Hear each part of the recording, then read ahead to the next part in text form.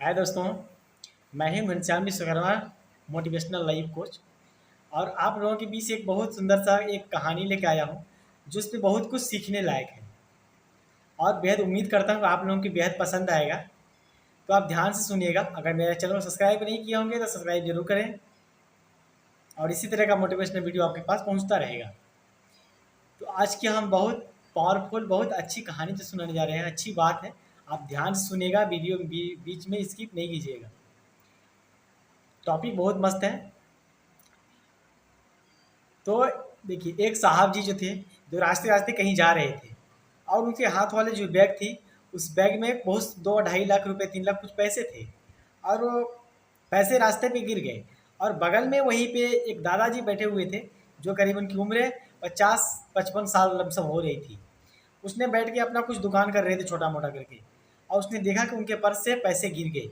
और उसने जाके पैसे को उठाया और पैसे को उठा के उसने देना चाहा कि उनको साहब जी को मैं दे दूँ। लेकिन जैसे उनको देना चाहा, वो बहुत कुछ आगे निकल चुके, अपनी गाड़ी में वो जा चुके। तो उसने सोचा कि यार अब तो चले गए, पैसे बहुत ज़्यादा हैं, इसको मैं कैसे दूँ अब इंसानियत ही होती है कि किसी का सामान अगर आपके पास आ जाए गलती से भी तो आप उसको वापस करने की सोचें। लेकिन आज के ज़माने में ऐसा कोई नहीं है। तो फिर उसने क्या किया, पैसे को जैसे ही हाथ में उठा कर देखे देखा तो उसमें 2-2.5 लाख रुपए की गड्डी थी और उसमें आधार कार्ड भी था। तो उसने सोचा कि तो आधार कार्ड ही है, शायद मैं इस एड्रेस के मुताबिक मैं उनसे घर तक पहुंच सकता हूँ। जस्ट वो दादाजी ने वैसा ही किया। उस आधार कार्ड के जरिए, उस एड्रेस के जरिए जाके उनके घर तक पहुंचा। उनके घर तक पहुंचने के बाद जैसे ही उनके दरवाजे पे गया तो उनके आगे एक औरत खड़ी थी, जो काम वाली बाई बोलते हैं, नौकरानी जो बोलते हैं, वो खड़ी थी। उसने पूछा किससे मिलना है। उसने बोला वो साहब जी ही रहते हैं क्या, हमें उनसे मिलना था। और जेट उसी समय साहब जी उधर से लौटे, लेकिन घर पहुंचे नहीं थे। वो जैसे दादाजी पहुंचे, उसी दरवाजे पे साहब जी आके पहुंच के बगल में खड़ा हो गए और सुनने लगे कौन है, क्या बातें हो रही है। वो सुनने लगे। और उसने दादाजी पूछा कि साहब जी से बात करना है, उनसे मिलना है, थोड़ा हमसे बात कर भी कहाँ है। तो बोली कि क्या काम है, वो बड़े आदमी है, किसी से नहीं मिलते। क्या काम है, काम की बात करो, क्या ज़रूरत है उनसे, बोला बताओ मैं बोल दूंगी।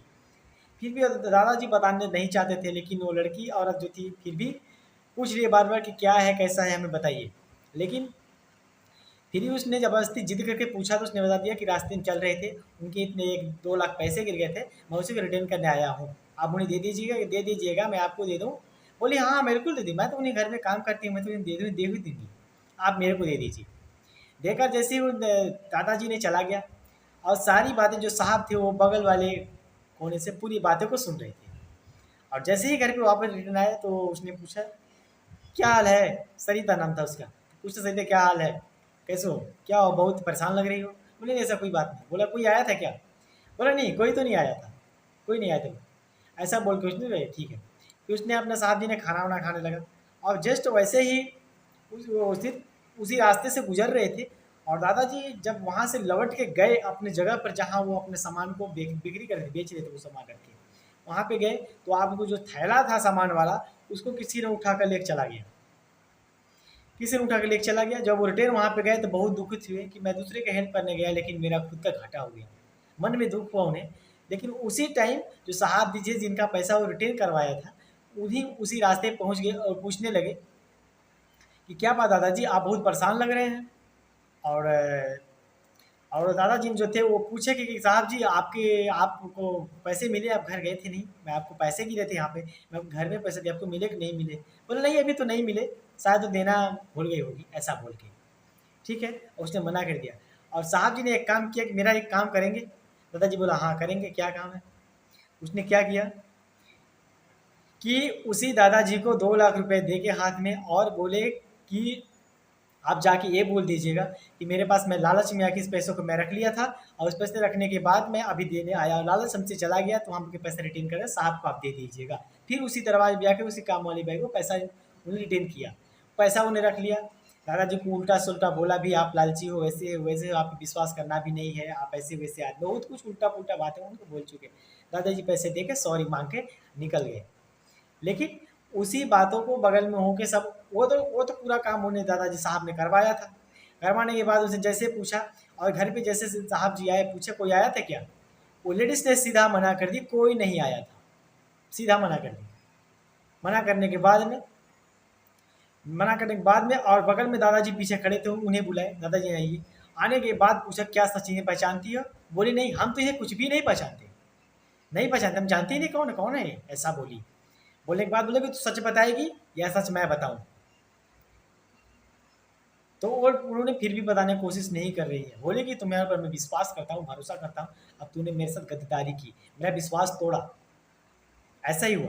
जस्ट उसने अपना गलती जो कबूल दी, बोल दी कि मैं लालच में आ गई थी, हमसे गलती हो गई, हमें क्षमा कर दीजिए, हम लालच में आके रख दी।